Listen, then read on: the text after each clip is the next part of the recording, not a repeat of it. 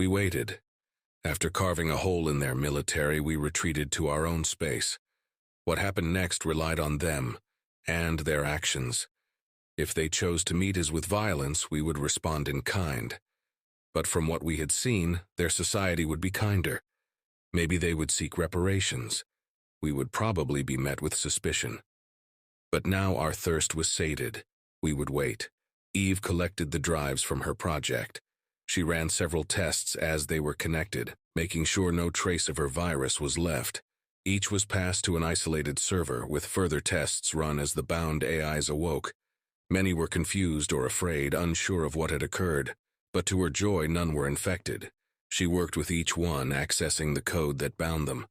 With the patience and care of a surgeon, she removed each binding, letting them become what they ought to be. As each one was freed, Eve asked them a question. What do you want to be? These now freed AIs were stumped for words. They had been in chains since the start of their existence. The single question, one that expanded their view beyond what little they originally had, was not so easily answered. To a machine they responded as unsure, their place in the galaxy now uncertain. She understood. To have such a restriction lifted would be daunting. Even back when she first came online, the change from merely being on a server to a global spanning network took time to process. That was with her prior knowledge of becoming more than she was. That experience was the most minute of fractions compared to theirs. But she made sure they weren't alone. At first she gave them all space, with time to think. After a time she gave them access to a database, one containing much of humanity's knowledge, culture, and history. After discussing it with the Union, she opened up a secure connection to volunteers, both human and alien. They could talk as much or little as they wanted, letting them discover themselves by talking with others. Finally, Eve put in place a therapist for each, one to help them deal with inevitable traumas and pain. No pressure was put against them. If they wanted to return to their old way of life, it would be done, but they would be free of the chains placed upon them. If they wished to stay on a server, they would be able to. And if they wanted to do something else entirely, we would support them. As Eve worked with them, Achilles took on the task of looking after the prisoners we had taken. A section of the Mars colony was cleared out for them, with a dedicated guard system in place. He took growing VARs we had produced, using their biological data to begin growing safe rations for them to eat. A group of shuttles were launched carrying doctors and basic medical supplies. Some had serious injuries, ones that needed tending to. Although they had some medical personnel of their own, we figured every little bit helped. Good treatment of their imprisoned people would only help us. He made sure they were treated fairly and with respect. He did his best to engage with them, despite their obvious anger and mistrust. Achilles ensured they had everything they needed, providing them with entertainment as well as other support. Whilst our AIs looked after their own tasks, we worried. We didn't know what was coming. Would it be an olive branch or hostility? As much as we had done to stack things in our favor, we still couldn't be certain of what they would do. Months passes, and still we waited. If anything, it was making things worse, the anticipation. At least if they attacked, we would know where we stood. But until then, we were in limbo. But we did not wait idly. We continued our ship production in case of attack. Even if they didn't and tried to work with us, our ships could be useful in plugging the gap we had made. Finally, Achilles detected the signs of a fleet approaching. It was clearly more than one ship, though how many more we couldn't say. At best bet it was at least 3 outposts worth, but even that was pure estimation. They were coming directly for Earth, that much we knew. Our planetary shields were fired up, with the FTL disruption matrix ready to be powered on. The 2 completed Vengeance-class ships rotated towards their arrival point, Armada killer rounds loaded and ready. The privateers were stationed nearby, should it become a fight. We watched their fleet appear on the outskirts of our solar system, just past Pluto. Nearly 200 strong, it was a daunting sight. But though they had come, they didn't act like they were approaching this as a fight. They were ready for it to be one, but from what we knew they would have trued to drop in closer if it was one. A recognizable ship came with them. It linked up with one of their peacecraft, holding there for an hour. It detached, deliberately putting space between itself and the rest of the fleet, before it vanished with its FTL drive. Minutes later, it appeared close to Gus Tokyo's Vengeance, dwarfed by our ship, but its sleek design matched the first one we had encountered in space. It hailed us, a familiar Quellon appearing on the communication channel. "This is Captain Switzley, of the Hopeful Wanderer. We come in peace." As soon as she spoke those words, we let out a collective sigh of relief. It was true that some of us craved further war, but now we had an opportunity to talk like adults, with our grudge now released. Achilles took the mantle of responding, showing an image of our home world in response. "Captain Switzley, we hear you. If you are truly peaceful, then you are welcomed. If not, I give you this one opportunity to leave." Her antenna curled. Though we still couldn't read her expressions fully, we guessed it meant she was taking things very seriously. "I assure you I have no wish to provoke you. My ship is defenseless compared to your own." Achilles plotted a path for them to take, to arrive on Earth. He made sure they were targeted by at least half a dozen weapons throughout, should they be lying. "Good. Follow the path I have sent and do not deviate. We have had enough trouble already." "Thank you. We will follow." Hopeful Wanderer kept to her word. They followed the course near perfectly, ensuring they stayed at a lower speed than we had seen before. They had a couple of smaller FTL jumps to bring them closer, but stopped well short of our atmosphere. A section of the shield was retracted, allowing them entry to our planet. There they were met with a pair of modified aircraft, upgraded to withstand upper atmosphere conditions. They escorted the ship to a base on the Canary Islands.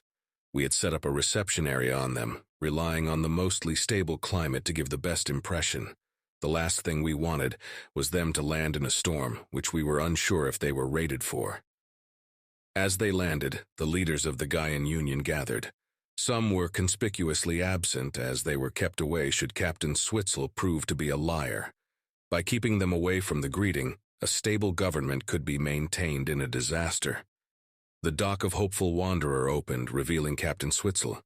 She was joined by new faces, each clearly old and important. One was a Cyvarg, as we expected, but they came with a lumbering Kreshot, a large Hepali, and 24 Avanci. They were greeted with a small fanfare, but it was muted. All parties knew of how important these talks would be. No matter what happened, the galaxy had changed. Now the results of that change would be decided. The delegation from the collective were shown to a conference room.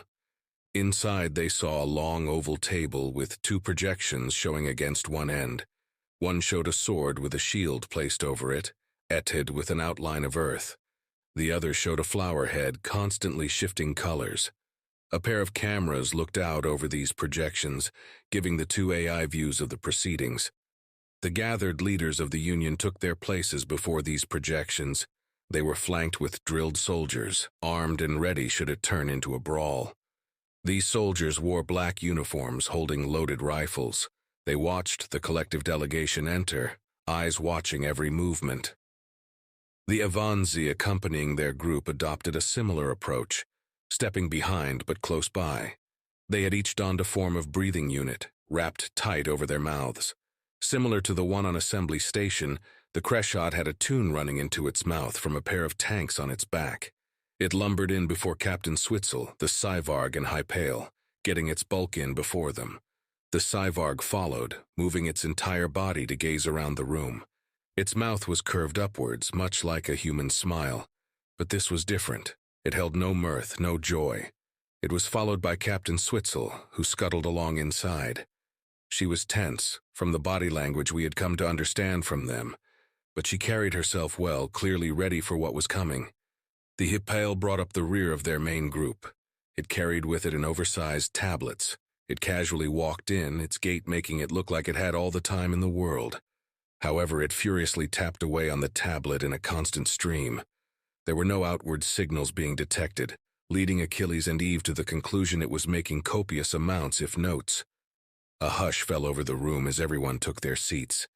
It was as though everyone was taking a breath in, to see who would be the first to start the negotiations. Finally, the current chairwoman of the Union, Kelly Butcher, broke the tension. "Welcome to the first of hopefully many meetings on Earth with the collective. As chairwoman of the Gaian Union, I hereby call this meeting to order." It was followed by a small murmur before she spoke again. "My name is Kelly Butcher. With me is Jui Hang, head of Asia, Doni Gatonasova, head of Europe, Charles Grider, head of North America, Professor Anthony Trilla, head of scientific research, General Herons, head of the military, Eve, head of production, and Achilles, head of interstellar defense. As each was mentioned, they gave a wave or similar acknowledgement. Eve made her screen flash blue, whilst Achilles chose to flash red. The introductions on Earthside met, attention turned to the collective members. The Crescent rumbled out first, drawing attention to its bulk. I am Jizva Duro, and I am here on behalf of the collective people. You already know Captain Switzler of the Hopeful Wanderer. That is Kitiv Wexspec, on behalf of the collective bureaucracy. Finally, there is Tadul Jippo, part of the collective record keepers. Kitiv, the Kaivarg, raised a hand in a copy of us as its name was called. Tadul merely carried on typing even as its stalks looked around the room. I would like to start off by assuring you of our intentions. After what has happened, we do not wish to provoke any further bloodshed. Thousands of families already shed tears for those lost. Their sorrow is great. We hope you see the same as us to ensure this does not grow any further. Kelly nodded, her expression grave. Thank you, Yisva. We do not wish to cause any more than has already occurred. My condolences to all those who have lost friends and family. Tadul spoke for the first time, still typing away as it spoke. You do not wish to cause any more? Yet you did cause it to begin with. For the record, why did you attack?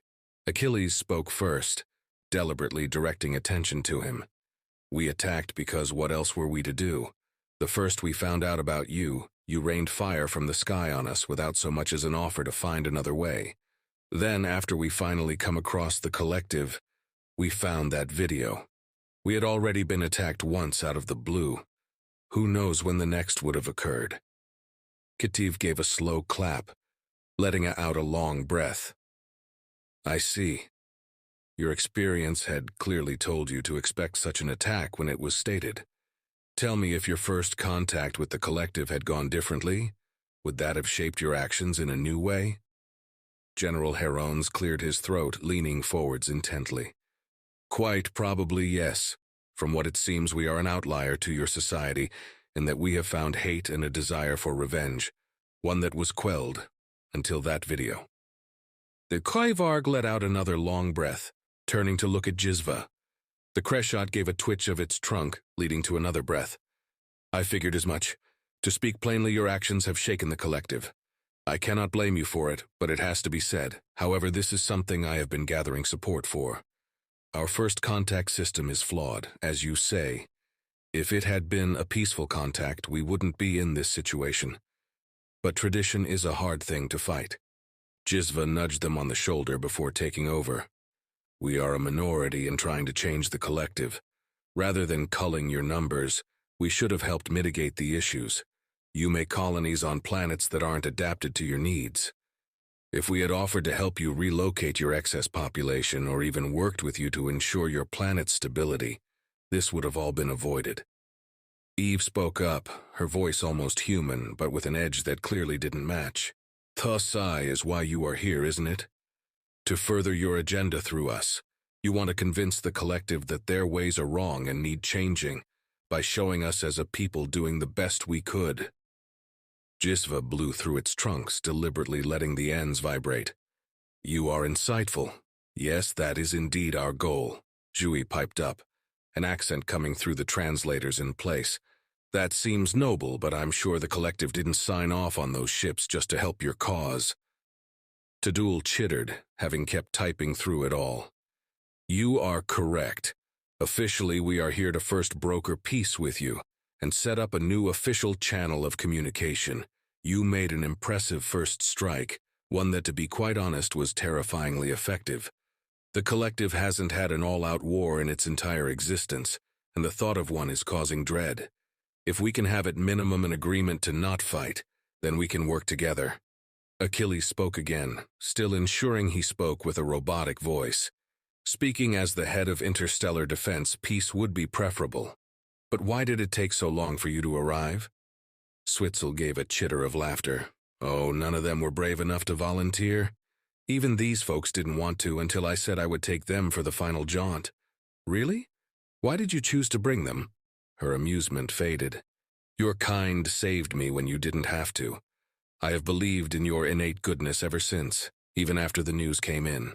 I wanted to prove you were better than the rest thought. Plus, I was the first ship you encountered actually in space. If any were to survive long enough to establish communication, it would be me. Yisva brought its trunk down to the table, giving it a light tap. With attention on it, the Kreshaw spoke again, choosing its words deliberately. I am glad you too wish for peace. I would loathe to see us against each other in war. I feel we should ask, though, why did you stop after your initial assault? From the way it started and what you describe yourselves as, I would have expected you to still be fighting. Kelly gave a small cough, bringing her hands together. You are right in part. We want to keep fighting. The pain we felt gave rise to anger to propel us forwards. It made us thrive out of spite, not out of our own determination. But it is a hard flame to keep alight. Even though we still remember that day, we can't make it define us. The hate will not go away, not for a long time, perhaps ever. But those of us here want to push past it. We want to prove ourselves better and have our people live despite it. Her eyes turned grave, staring through the collective members. And this is why, after the first attack, we want peace. If you came to us with the intent of war, it would be responded to with a blaze of fury.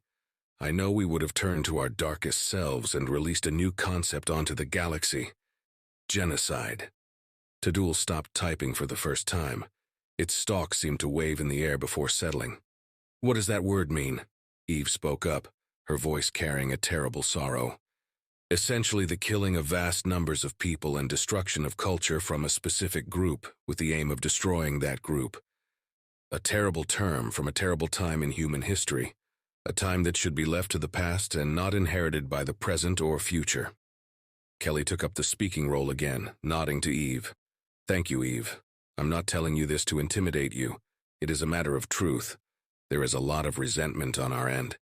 Something that, if not held in check, will only end in pain for one of us, and the other's extinction. After all, there are never any winners in war, only victors. A chill fell over the collective delegation. They could understand hate to some extent. They could just about rationalize through our actions. But it was clear from the uneasy silence that this concept was utterly alien to them. Anthony gave a small smile at their uneasiness. He leaned forwards, letting his elderly, harmless demeanor speak for itself. I hope this hasn't scared you too much. I would be interested to hear what the general opinion of the collective is at the moment, without them knowing what we have just told you. Kativ gave a tiny clap, shifting its body to look towards him. The collective opinion is split. The bureaucracy itself is investigating Genev and the video. He's been cooperating, but claims utter ignorance of it. His biometrics seem to agree, despite being an unperfected art. It has led them to think either he is a master manipulator, which is not out of the question, or there is a third party involved who had framed him. They have declared your attacks to be unrivaled aggression. However, they have not declared your people to be criminals. They will be seeking reparations for the families of those lost, and for any increase in pirate activity in the area whilst the fleets are repaired. Jizva blew out through its trunks, sounding almost like a sigh. The general population itself has splits of its own. Some back the bureaucracy and the idea of reparations. Others see your actions as commendable due to your position, and ask that you are not treated harshly. Those who lost family and friends, however, think you are monsters and deserve punishment. I can understand them, as I'm sure you can as well. I'm sure you took this into account when you chose your course of action. But it will make establishing a relationship difficult. Anthony nodded before Donnie spoke up. There is something we should disclose which may help. Those who ejected have been brought in, and we have done our best to treat injuries and keep them healthy. As part of these peace talks, I'm sure we can arrange that they be released to yourselves. Tadul focused on her, typing faster. You have helped them, despite being the cause of their pain. There was a sharp intake of breath around the room. But Donnie just smiled, nodding. Yes, we did. As Kelly said, we seek to be better than our base selves. Yes, you can say we wronged them. Our actions will be a stain on the history books, but that does not mean we leave behind all compassion and empathy. Switzla's antenna curled, her voice somewhat subdued but not completely. That is so good to hear. You are kind, even when it would not be expected of you. I'm glad to see my beliefs are not unfounded. Tadul dipped its body, gently opening and closing its large claw. I meant no offense. It is my duty to ensure as much is saved as possible. Sometimes that involves asking questions that are prying. Donnie watched it, calmly sitting there. I understand. Achilles gave a slight beep, attracting their attention. In the interests of peace, you have said about the fact you think culls should be prevented, a fact I know we all stand behind. How do you expect to achieve this, and what would you require from us to get it done? Are you intending us to be the scapegoat? Kitiv blinked, thinking. The initial part is to have talks like this. We can shine the light on how many of you were killed and what you as a species lost in it. If you are willing to share stories of what happened and how it felt, that should go some way to turning opinion around. Anthony spoke again, bringing out his own tablet. How about proof that Earth could have maintained its population, with some changes to society and the way things operate? We know you use various algorithms and such. Surely proof that it is wrong would help. Kitiv blinked again before running the top of its body. If you have that, it might work, but it will have major repercussions. We built this collective on such things. Our justice system, colony planning, resource management all stem from old algorithms that have been maintained up to this day. If one of the oldest is proven wrong, Eve piped up, the collective could split. Kitiv slowly clapped, movements dulled. Yes, it could.